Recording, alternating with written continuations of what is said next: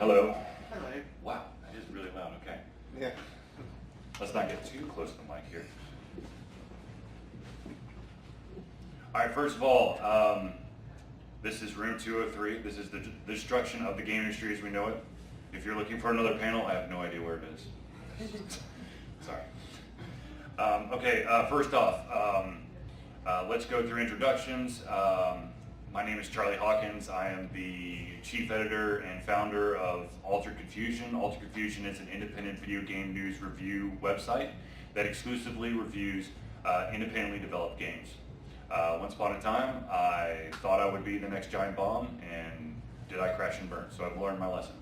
But anyways, I have the awesome pleasure of having Blaine on the panel because my second in command is deathly sick. And actually, Blaine, you'll be able to, I apologize for it. I know my buddy's going to be watching this, and I apologize ahead of time, Jesse, but Blaine knows more than you. Okay.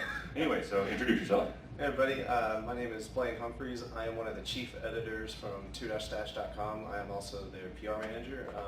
We are known as the home of the Indie Stash, where we have a rather large collection of independent game developer interviews. So if you like listen to podcasts and things of that nature, definitely check us out. We've got some pretty good ones. We actually had the opportunity to interview Stoic Studios after the launch of the Banner Saga, and we've also got the creators of Jazz Punk and a bunch of other really awesome games that I've had the opportunity to speak with. So yeah, that's kind of our main focus right now. All right, so let's delve right into it. The destruction of the game industry as we know it. Yeah. Dun, dun, dun. Oh no.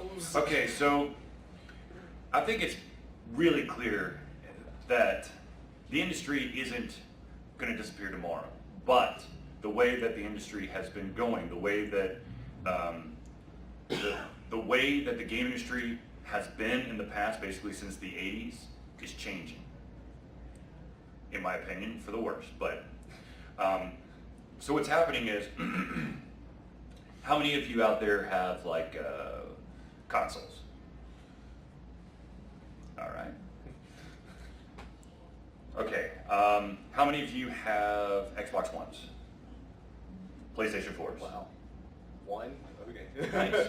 Okay. Next gen guy. I have an Xbox One.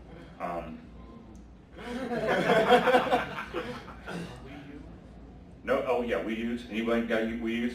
Oh, you're forgetting your ultimate next gen console though. PC. No. This is also the proud owner of an Ouya. Yeah. Right here. I have an Ouya. Boom. Rolling in the money. Okay. So the people with the Wii U's, hold up your hands again. Okay. Congratulations. You are one of the very few owners of an actual console.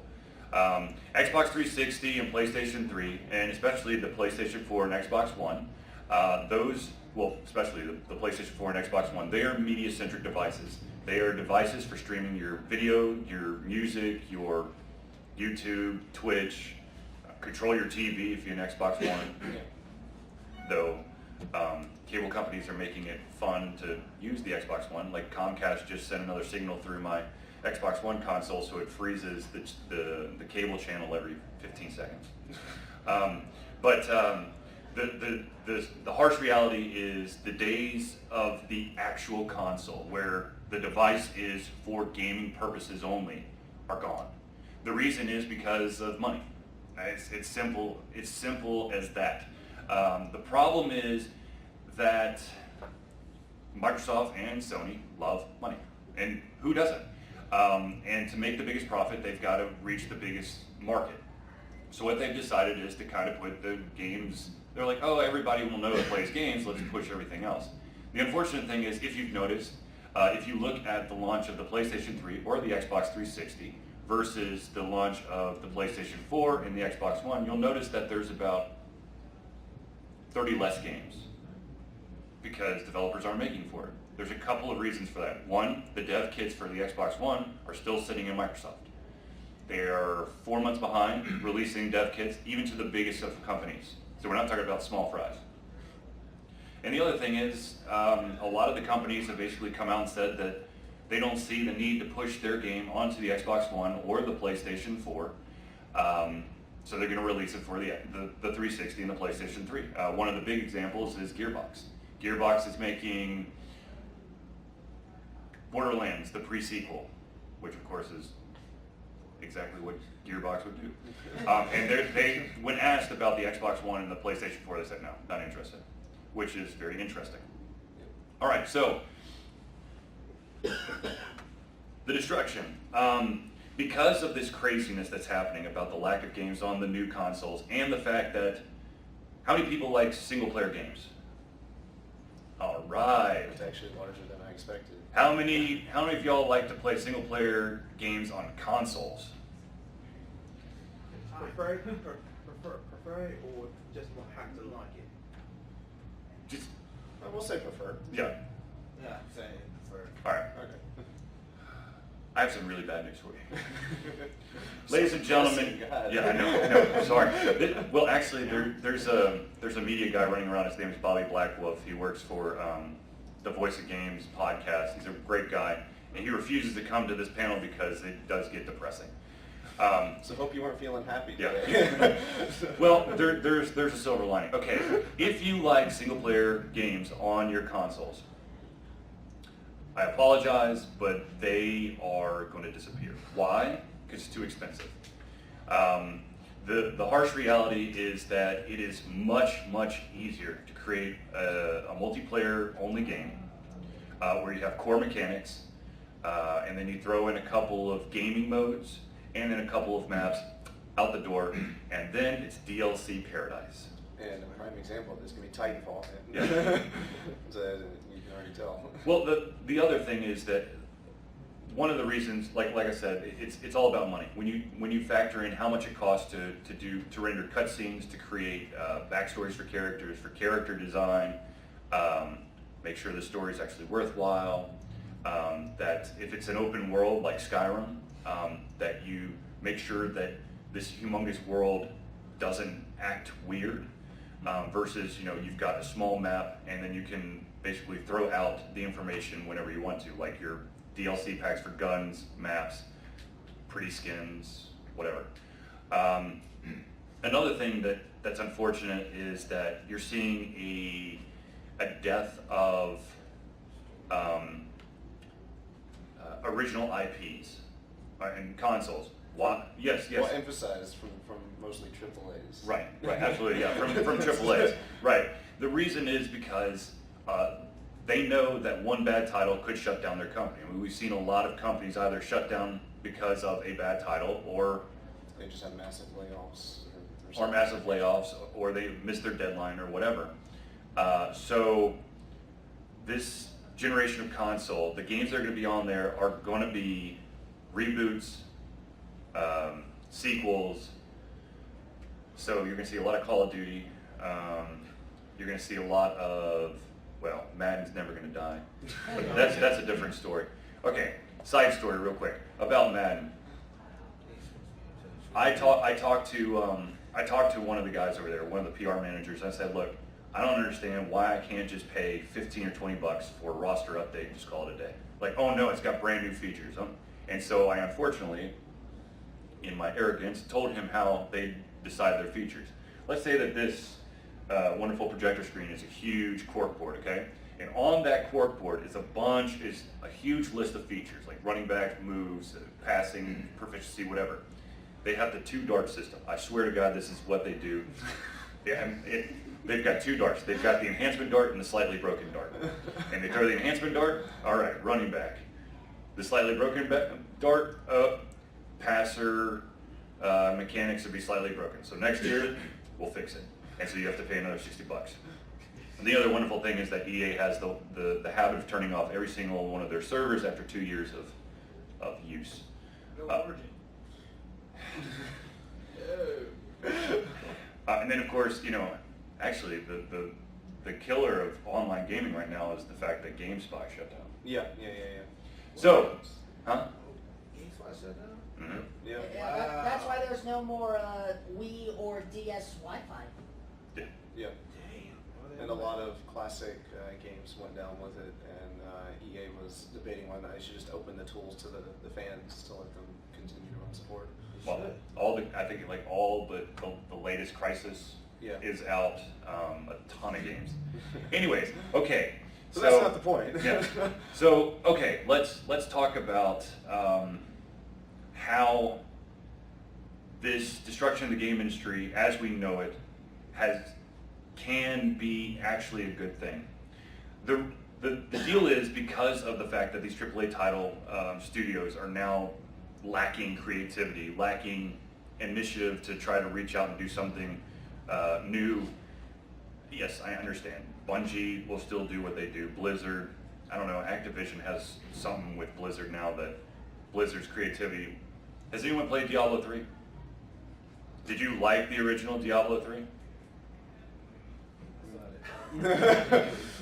All right. Do you think the loot drop was a little broken? I am a freaking demon hunter. I do not need voodoo doctor stuff. Swear to God, I get one more voodoo doctor mask, I'm gonna find Diablo and smack him upside the head. But also notice that was, you had to be online for it. And that's where all the games are going for the consoles. Yes, I know, PlayStation or Sony and Microsoft, oh no, you don't always have to be online, but they're sneaking it back on. We're gonna see the death of discs on consoles in the next probably year and a half, 2 years. It's going to be strictly digital distribution. And with digital distribution being installed onto all the stuff, the games are no longer going to be a product. They're going to be a service. When your internet's down, that service is gone. It's a privilege to use it when you have the connection. You will not be able to play it. In most cases, because it won't be single player, it'll have to be multiplayer, and you'll have to have the internet connection. So just think with pure digital distribution, what stuff I go towards, like services like Steam? Well, to kind of go off of that, how many of you have ever tried to play a Steam game when you're not online? Does it always work? Do all of your games work? Really? Unless it's a strictly multiplayer game. See, I don't know. I've had issues where even if I go to play something like, just say the Banner Saga or something, and it can't connect to my Steam account, it won't let me play it. It'll just say it needs the connection. But it's not indicative of all games, but it is something that has happened and is going to continue to expand in various aspects of the industry. So with the migration of the console games to multiplayer, are we going to see an increase in the single player available on PC or in some other format? Okay, so what's happening is, because of the way the game industry has been run, is disintegrating. There's a void being created, and there's an amazing section of developers, indie developers, who have these amazing single player experiences, especially on the PC, and sometimes they sneak on to XBLA or PlayStation Network. But the problem is, no one knows about it. Independent games, they have the ability to be creative. They don't have the constraints. Well, their constraint is usually financial. But holy crap, some of the stuff out there is amazing. Stanley Purple. Yes, Yeah. exactly. One of the actually we both focus on indie games, so we could tell you that there are some amazing games that maybe you haven't heard of that could be or are awesome. Yeah, and everything that we've been saying with AAA stuff is stuff that the indie developers, that when we have interviewed them, have expressed concern about also. Because a lot of them try to get on the consoles, but they will get blocked by Sony and Microsoft or Nintendo and say, you don't meet our certain set of requirements, your game's not creative enough, there's not enough money potential for us to be in there, and things of that nature, which is why they move to other platforms like PC and even Ouya sometimes, even though it's not the greatest, it gives them an outlet that they can go into.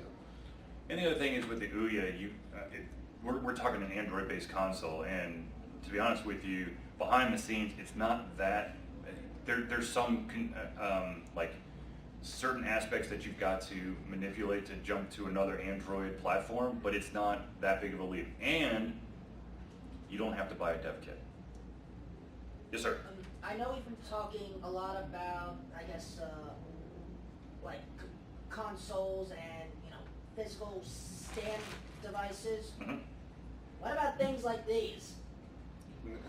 Absolutely. A lot of indie developers are making games for the iOS.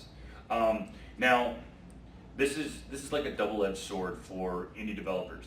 The amount of platforms to develop on has never been bigger, but there's a downside. If you don't choose the right platform, you may never be discovered. So you have to go multi-platform in a lot of cases, and even then you won't be discovered. It takes independent developers who have a little bit of know-how to reach out to people like us to at least make us aware, because yes, I will troll the crap out of the Steam indie game section, or I'll go onto the indie game developer Facebook page and reach out to people and say, hey, I want to review your game, but there's so many other games where the developers fall into the wonderful pit of despair called "my product will speak for itself," Yes. which there, to date, there has not been a product that has actually been successful with that mindset.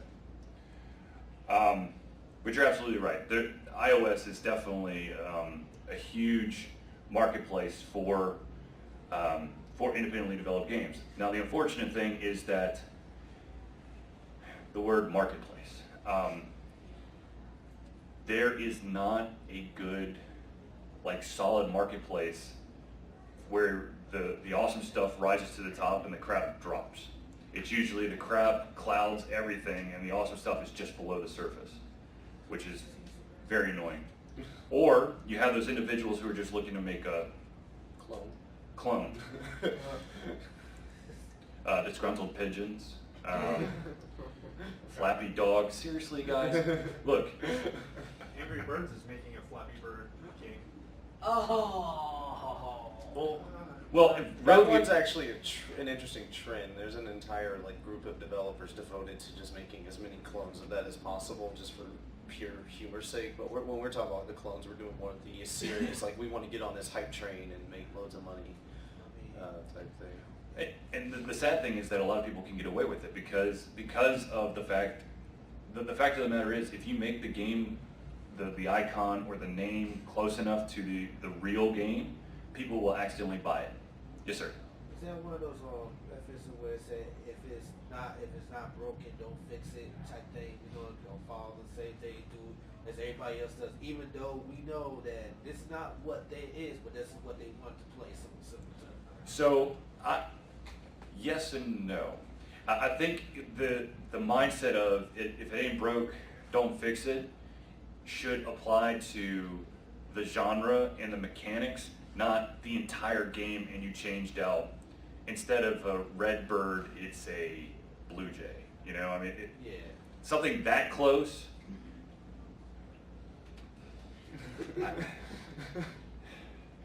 Yeah. But back to what we were saying. Even to a point, though, from talking from the iOS standard, the actual panel is the end of the games industry as we know it, and that's actually changing the games industry as we know it.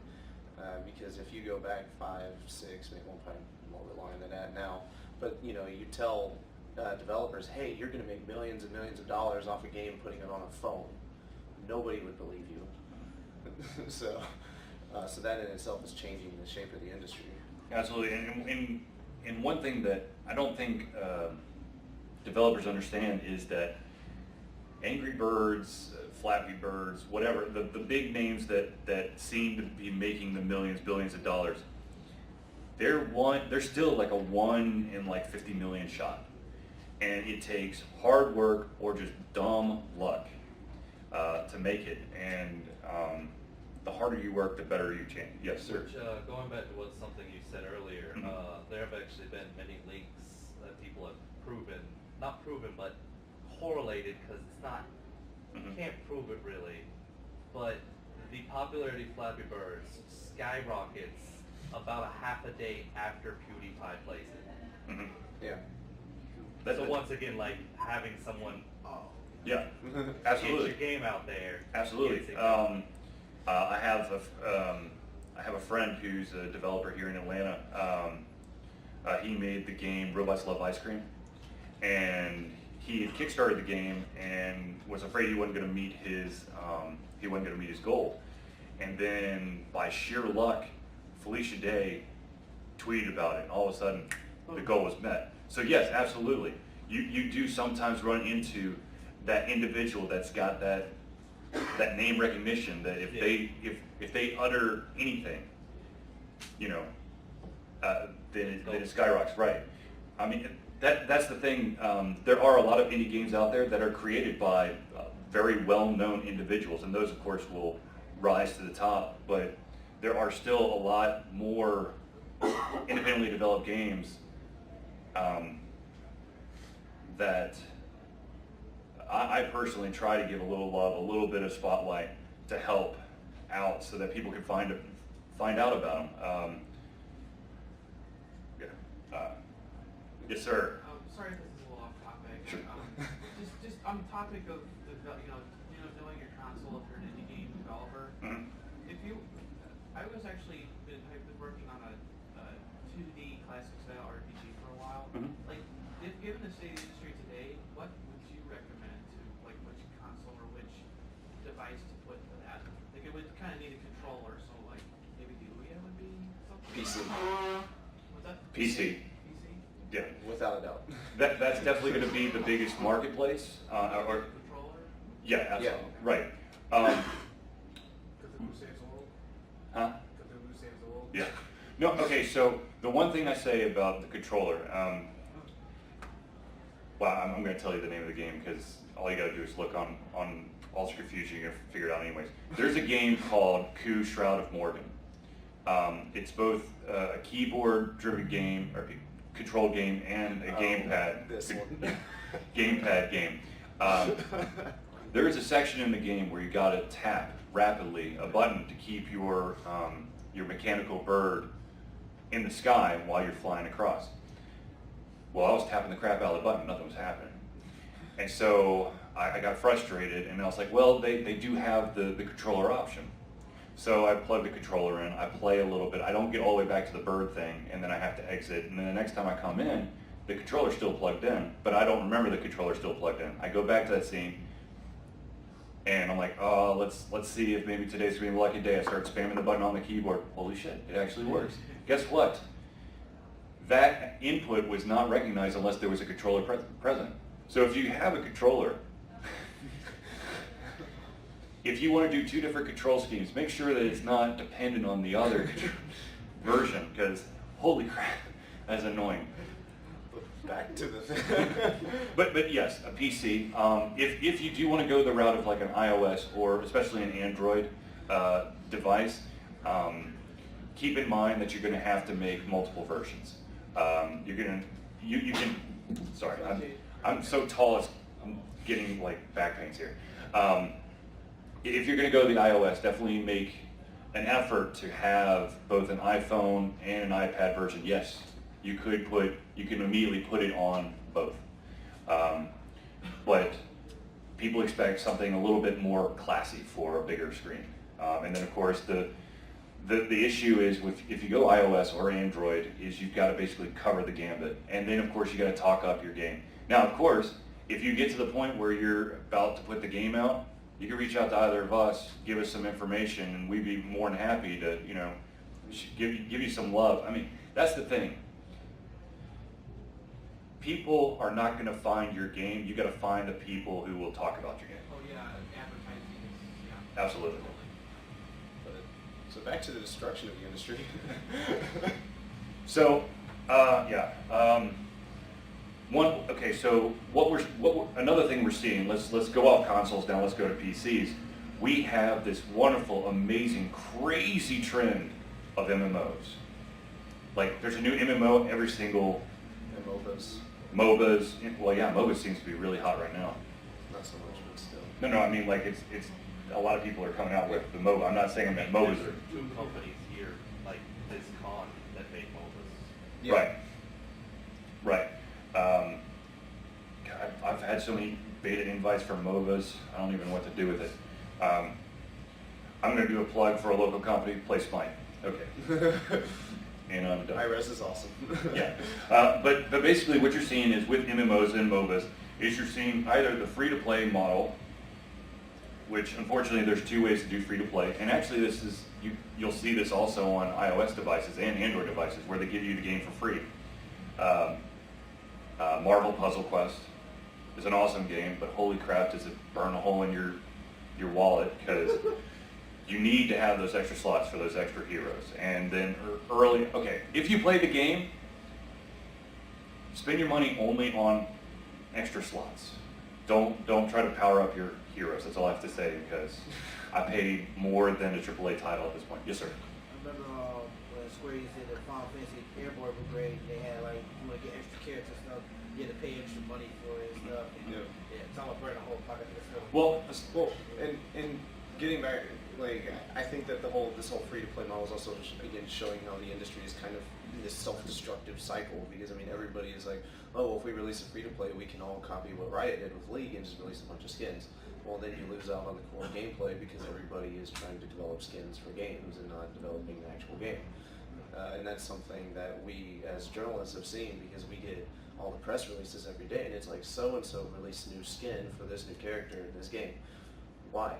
Why did you do that? Why didn't you develop your mechanics right? Why didn't you smooth out the bugs? Why didn't you do all of these things? Because that's what needs to be worked on, and not releasing a new skin for a character. Right, and another thing about the free-to-play, there's basically two different types of free-to-play. The unfortunate thing is they're both successful. And I say the unfortunate thing is because there is a free-to-play where you have to pay to win. And to me, that is such a bad mechanic. You rip your fan base to shreds, but then there's some people who are willing to just dish out money, piles of money, which I definitely can't do, which I guess is why I don't like those pay to win games. But there's also the games that have microtransactions. Well, that's still pay to win, but microtransactions done correctly. I don't know if you guys heard of, oh my gosh. Apparently you haven't either. No, I just blanked. I think it's, oh, it's on my phone. I'm gonna cheat here. Give me a sec. Or Mass Effect. They had the microtransactions. Scurvy Scallywags. So, or that. Scurvy Scallywags is a perfect example of there are microtransactions in the game, but they don't really slap you upside the head every 5 seconds. Go, you know what? The game would be much better if you did microtransactions.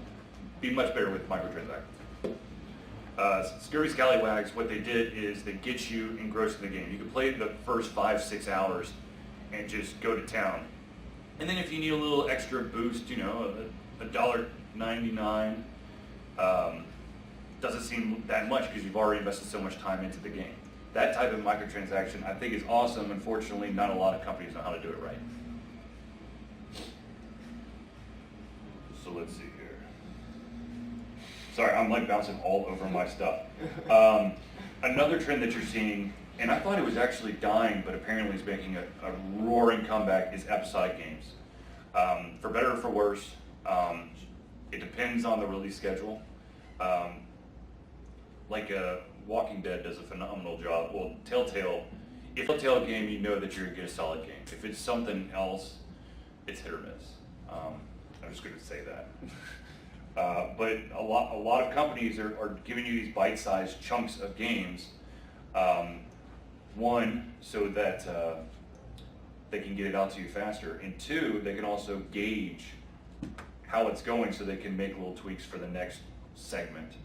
And then also, another thing is, instead of investing in this humongous project, they do it in little projects. And so if it is failing, they can cut it off and they're not going to have as big of losses. Yes. So, something else that we've noticed, and you guys have probably all noticed this, is the huge difference. We brushed on this a bit earlier, the difference in creativity between AAA and indies. Yeah. I know what indie is, but I don't know what AAA is. AAA is like EA or Ubisoft or Activision, Bungie. The multi-billion dollar. Yeah, Ubisoft. But something that we've also noticed an interesting trend in is, while the indie devs tend to be super creative and not just in their gameplay and in their art and everything, there's kind of like this pseudo sect of indie devs that I've kind of coined AAA indies, and that's like your Supergiant games with Bastion and Transistor.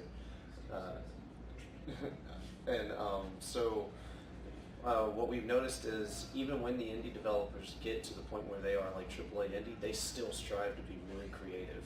And it's interesting because, you know, what you were saying earlier, if it's not broke, don't fix it. Well, they don't care. You know, they're trying to stay on top of everything and be really creative. But the AAAs are doing the constant sequels and the constant, you know, rehashing the same mechanics, which isn't really getting the industry as a whole anywhere. And that is the core focus of most of the people who play games. And so they're not seeing all of the good stuff that's coming from behind the scenes from the indies. Well, I think also that the AAA titles, you know, that analogy, if it ain't broke, don't fix it. They're taking it. Their view is from far away. Where the indies are, yeah, they're going to try to do the same stuff, but they're looking at every single thing with a microscope, and they're looking for every single flaw or maybe some little twist that they can add. Which, sure, they may not have the budget to have the most amazing art, but then again, there could be some amazing artists that are yet to be discovered, and so you have an amazing game like Bastion, which is awesome, so awesome. Now, I do want to point out one thing. There are some amazing games for the PC, but my personal opinion, I want to warn you about early access games. I know that it is Another like Yeah. knife in the. okay. Early access games. How many of you have bought an early access game? Yes. How many? You've never heard of it? Oh, okay. Okay. Prepare for a lesson. Okay. Early access games. Basically, they let you in extra early while the game's still in development. You get to play it from. You're basically doing beta. Right. Yeah, You're doing yeah. free beta. You're, Okay. you're buying into the beta. Right, you're Yes. buying into the beta, they're getting free beta testing out of you. Now, why would a lot of companies do early access? There are, yes, of course, those out there who are just looking for free QA testing. But there are those, vast majority of them, when you see early access, what that means between the lines is we don't have enough money to finish this game. So we need you to buy into it. There are, Cash flow. yes, they need the additional cash flow. So, when you do early access, if it's not a big name studio that you're doing an early access for, be prepared to maybe never see that game finished. One of the biggest names, one of the earliest games that went through Greenlight, were one of the very first ones that they got greenlit. They got it on there, they did the early access thing, and they finally had to throw in the towel. And it was gut-wrenching for the developer to decide to do it. He apologized profusely for all the people who paid in, but the fact of the matter was he wasn't getting nearly enough money because he was doing this as a side project. Actually, no, he was doing it as a full-time gig, and he wasn't making enough money to actually live. So he had to cancel it. Now, of course, he's made the promise that, you know, he's going to make another one, and you know, anybody who already paid in is going to get special stuff, whatever. But the fact of the matter is, you're never going to see that final copy.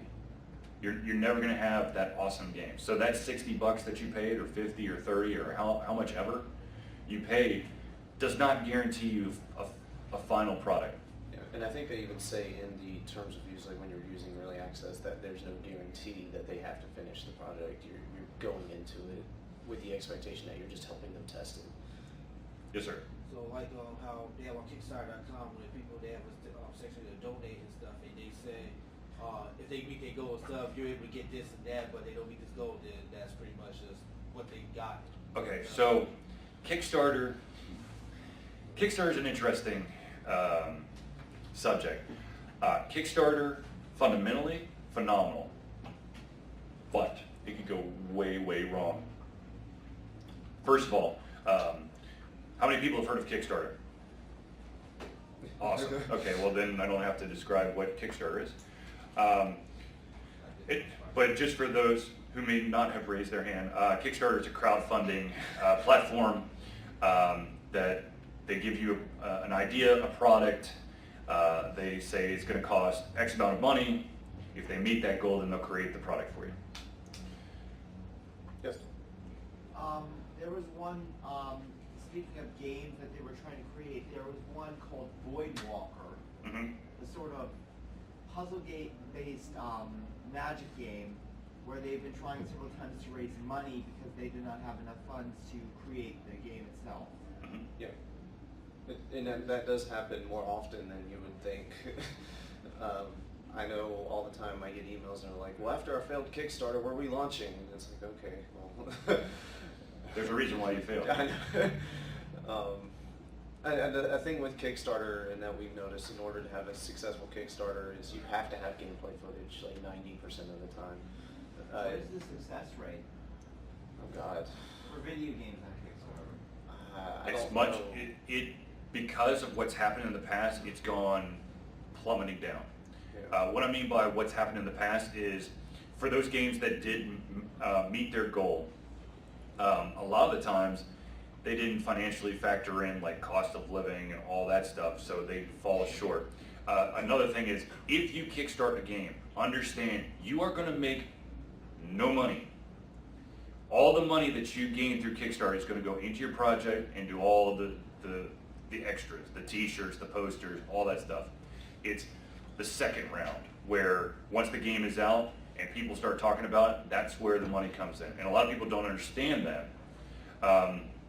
But one thing about Kickstarter is if you don't meet your goal, everybody who donated gets their money back. That's awesome. But let's say that someone completely, exceptionally exceeds their goal. Point in case in point, Double Fine Adventures. They said $400,000, we're going to make an awesome game.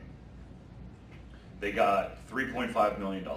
One of the at the time, it was the highest Kickstarter project there. Wait, what was the name of this project?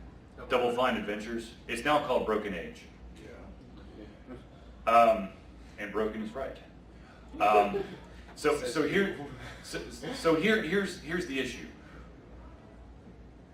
With Double Fine Adventures, they of course knew their financial outline for, yes, to make the game we need $400,000.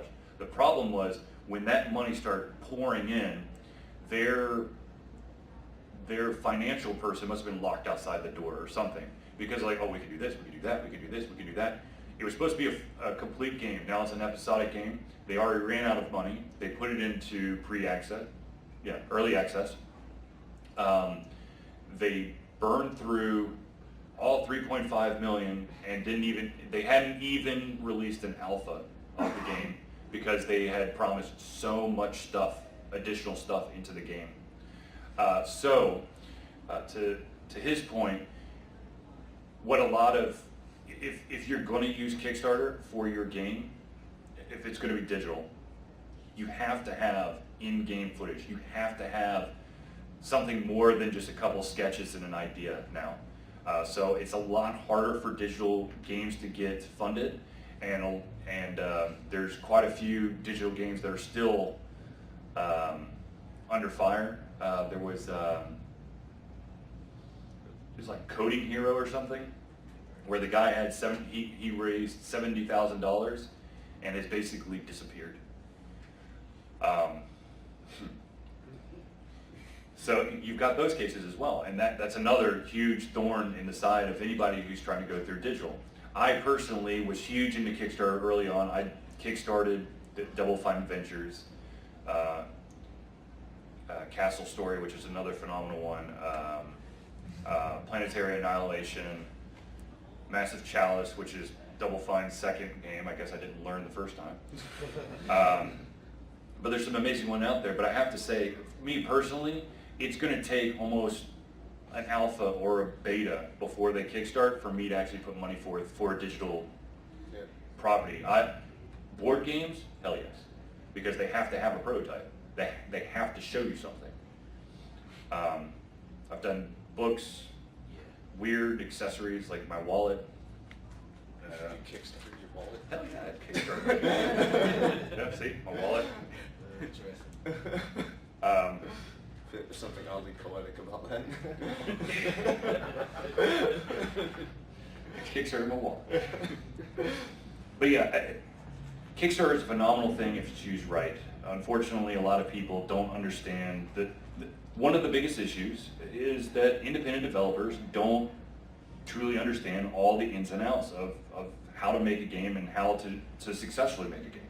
And I guess to kind of go back to the point of the panel is while Kickstarter's like saving the industry, having those terrible situations or the bad stories is also what's kind of killing it, because it's kind of scaring a lot of people away from donating to Kickstarter because of the horror stories. Yes.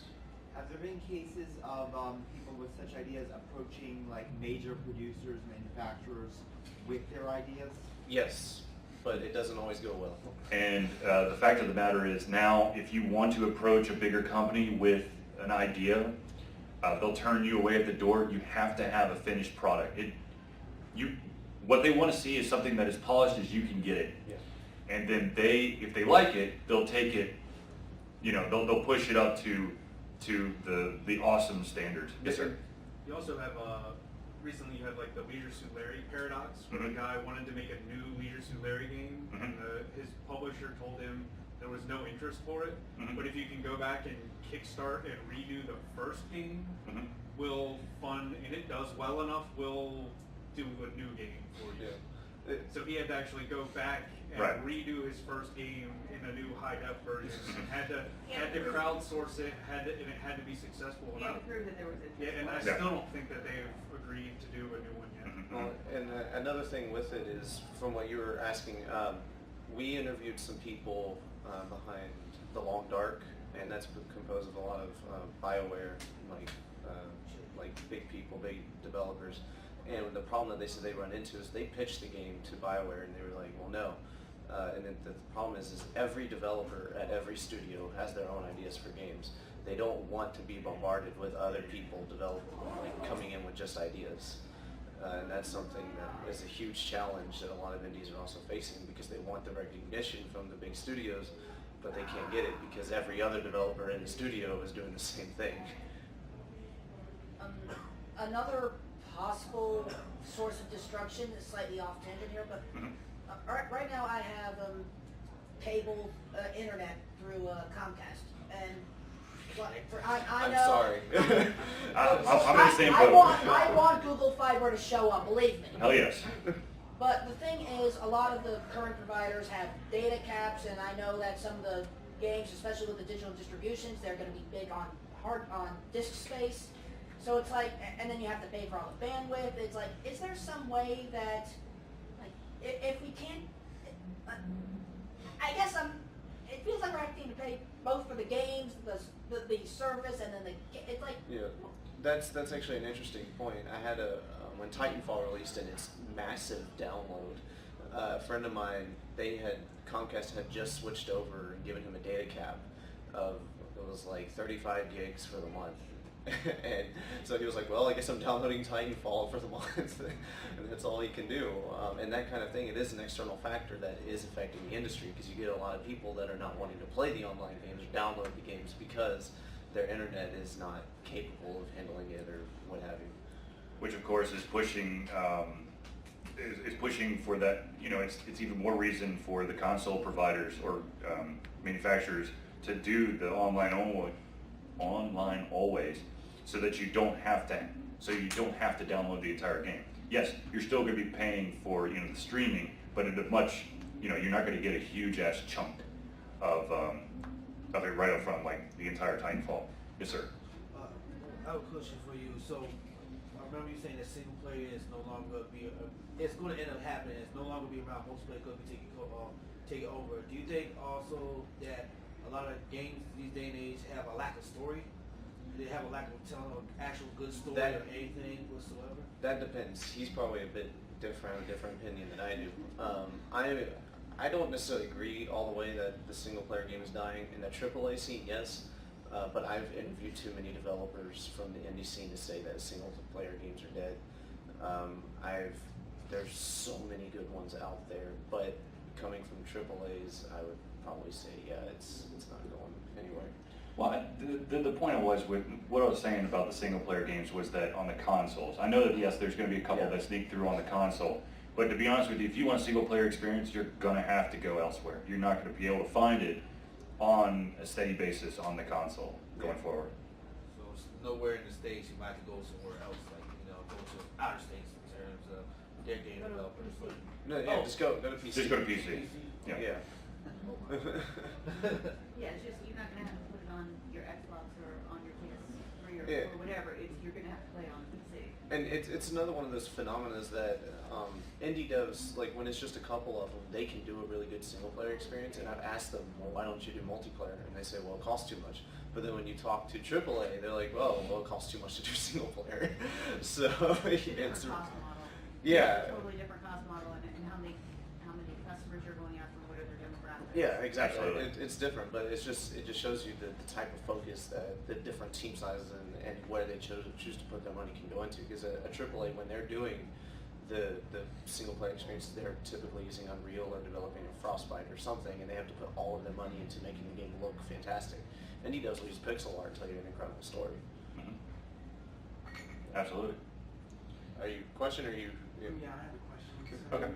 So with the future being a whole streaming thing, how do you think that's going to affect handhelds? Affect what? I'm sorry. Handhelds. To be honest with you, there is, okay, so, real quick, do you consider a smartphone a handheld? Yes? Okay. Then it will continue to go. I know a lot of people do not like this and probably will be up in arms about this, but the only truly pure handheld, of course, that continues to succeed is the Nintendo line, the DS's. But when Pokemon runs its course, That's it. it's it. Now, yeah, so it's like, but they've got Mario, they've got this, they've Smash got. Brothers is coming out. First one, but how gimped is that gonna be for the 3DS? But the thing is, right now, Pokemon One 3DS. Pokemon is a huge part of, yes, not everyone has Pokemon, I understand that, but you take Pokemon out of the equation, the likelihood of the DS surviving, maybe it'll go to the next iteration, but then, I mean, look at the PSP, the PS Vita. How many people have the PS Vita? Holy crap. That's more people than ever.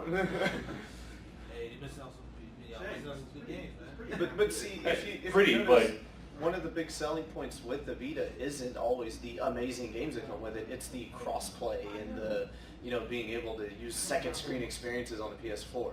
It's not the amazing games that are coming on the Vita. That's more of an accessory device. The fact of the matter is, if you're going to do a handheld game, people want to have, they want all their stuff in one. They want their music player, they want their gaming device, they want their phone, all in one. And Nintendo continues to defy the odds and make simply a gaming console that sometimes has Wi-Fi because of games like Pokemon. Well, because it also is, I think it's a device that is also useful for younger kids. Absolutely, right. So as a parent, Yeah. I can give it to my kid when he was 8 years old, when I'm Right. running errands, and he'll keep him quiet in the car. Right, Yeah. So absolutely. I think there's some versatility there that we don't find with the other consoles. Right. With the portability. Do you think the reason they also continue to do, like, they want to do separate hardware components because there's just some games that just don't work well with a tap interface? I sure Yes. find that. Absolutely. I think that I played the original, I played Atari, I played the original NES, and so for me, I've always grown up with controllers, so I think that there are a lot of games out there that, in my mind, will never play as well on a touch screen than with controls. Yeah. I'll be honest, I've been using PS for years. I actually don't like the games that use like heavy tap mechanics. Like I tried playing the Kid Icarus game. I just couldn't do it. I'm not good with the stylus and tapping. It's just like I gotta be using buttons. But Actually, I have a quick question. How many people own a 3DS? Wow. Okay. That's- How many of y'all actually play the 3DS in 3D? Yeah. Sometimes. Okay. Not bad if you turn it all the way down, but not off. I Exactly. have it off because it hurts my eyes. Right, exactly. And the scary thing is, if you look at the warnings, it's like, I think if kid has to be at least 8 years old, otherwise, yes sir. I'm actually gifted with double vision or cursed, which makes it to where the 3D doesn't hurt my eyes.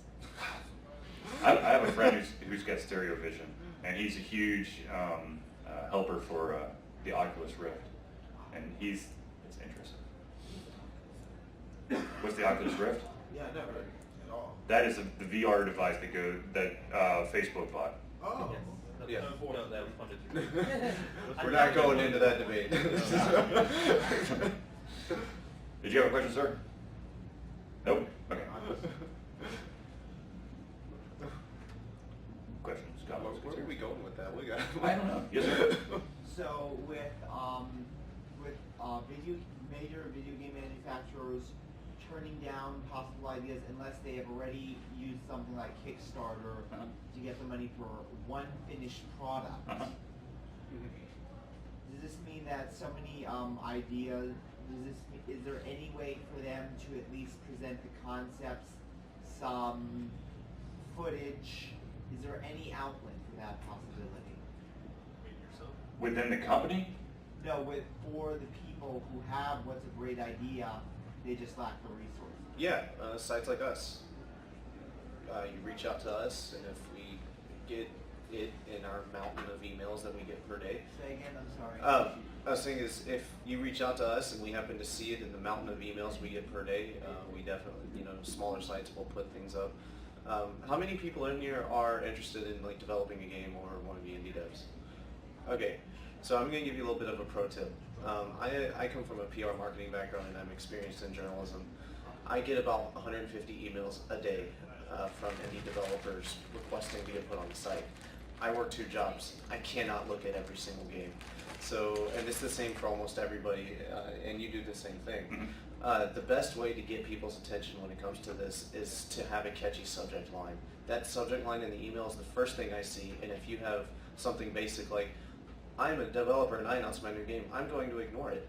But if you have something awesome like, I caught the attention of 2-com with this amazing subject header, that'll make me laugh and I'll probably look at it. So and a little bit of luck is involved, but definitely smaller sites like us. And I would even venture to get back on the topic of the actual panels. We're kind of, I guess I want to say almost saving the industry, so to speak, by giving the indies a voice. Because AAA, like IGN and Polygon and all of them, I love their sites, but they get so many more, like what I get in indie devs, they get ×3 from AAA devs. They can't focus on indies like we can, which I think puts us in a unique spot in the industry. Absolutely. I think because of, I don't want to say the complete death of creativity in the AAA title companies, but there's this huge void that needs to be filled if we're going to have a sturdy game industry going forward, and that void can easily be filled by the independent games. But it's sites like us that that are trying desperately to get those games to be recognized to start filling that void. I know that I saw a couple of hands for if you're interested in developing. I have to do one quick shout out. I am part of the Georgia Game Developers Association. If you are interested and find out more information, you can grab this flyer. It's also got, it also has the Southern Interactive Entertainment Game Expo. That is in October. It is a phenomenal time to reach out to companies like High Res, Tripwire. Yeah, here, hand out the buttons too. The buttons are my website, Ultra Confusion. He didn't bring anything because he didn't know. That is not true. Oh no, he's going to prove me wrong. Anyways, but seriously, if you're interested in developing games, come out to Siege or come out to one of the Georgia Game Developers Association meetups. every single second Tuesday of every single month. They've got a meeting. It's always educational. If you want to find out some of the past meetings or information about what's going on in the Georgia Game Developers Association, I am also the media outlet for them. So I have videotaped every single one of their meetings. So you can always go to my YouTube channel, Ultra Confusion, or you can hit up my website and you can find that information that way. Yes, sir. I seem to notice that the topic that you're talking about seems like it's part of a larger trend in media in general. Yes. That you're seeing, Absolutely. you're talking about the destruction that's going on in the video game industry. And you're hearing people talk about it in television, Yes. in books, in comics.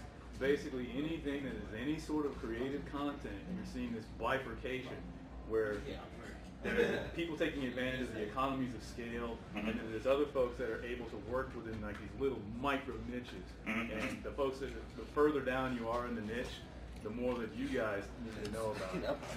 That's Right. basically how it works. Absolutely. The biggest, I mean, you're right. On almost every single media outlet or media type, like movies, TVs, hell, for those who actually still listen to the radio. Radio. Oh God. Please stop making more top 40 radio shows. For the love of God. It's like every single day. I'm like, all right, alternative rock. The next day it's talk radio or it's a top 40s. I'm like, there are people who like music outside top 40s, okay? But you're right. You're right. It's weird. The TV industry is especially bad about this. They find something that people are interested in. Right now it's superheroes. So you're getting bombarded by superhero shows. You got The Flash coming out. You've got Gotham, which centers around Gordon, and basically it's the same concept as Agents of S.H.I.E.L.D., where it's like it's not the Avengers, but it is. And then of course you've got Constantine, which is basically John Constantine, not the Keanu Reeves puking up a black lung the entire time. But yeah, it goes in waves. It absolutely goes in waves. So I totally agree. The game industry is not alone in the fact of reboots and sequels. Yeah. Yes. Yeah. Earlier you kind of asked us which was on the Wii U and kind of congratulated us on owning the traditional console. But I was wondering, like, despite what you think, what do you think of Nintendo's recent slump and all? The biggest thing that Nintendo has against it is that they came up with something innovative and the developers decided to use it as a gimmick. And unfortunately, because of that, their image is tarnished. Yeah, there's that, and also they're the only ones with their things. So if you're a developer, why are you going to invest a lot of money in Absolutely. using something that only a very small percentage of the market has?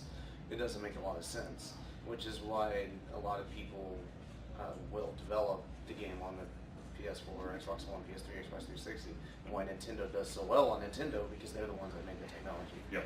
Yes, sir. You have a similar problem going on right now with Microsoft and the Kinect. And Exactly. just a Yes, lot of customers absolutely. hate the Kinect. Which is Absolutely. why they were trying to do you must have Connect, because they were trying to break that barrier to get more people to use it, but look at what happened. Yes, sir. What do you think was save the Wii U or convince developers to start using the sound effect over there? I have one thought. Actually, two. One, allow more than one Wii pad per Wii U. And two, bring Zelda Legend of the Four Swords to the Wii U. That would be awesome. Yes, sir. They did just recently put that on the 3DS again. The Legend of the... The Four Swords Yeah. Adventure. Nice. For the anniversary version of it. Nice. All right. All right, ladies and gentlemen, I'm sure they're about to have some angry person coming in, so thank you for coming to this panel. If you have any additional questions... Props to this guy. Yeah, for handing out everything. If you have any additional questions or you've got any other topics you would like to talk about, I have a fan table right outside the dealer's room. I'll be more than happy to chat until I can't talk anymore. and maybe I can coerce him into following me. But thank you for coming. Check out our websites, Ultra Confusion, and 2-stash.com. thank you guys.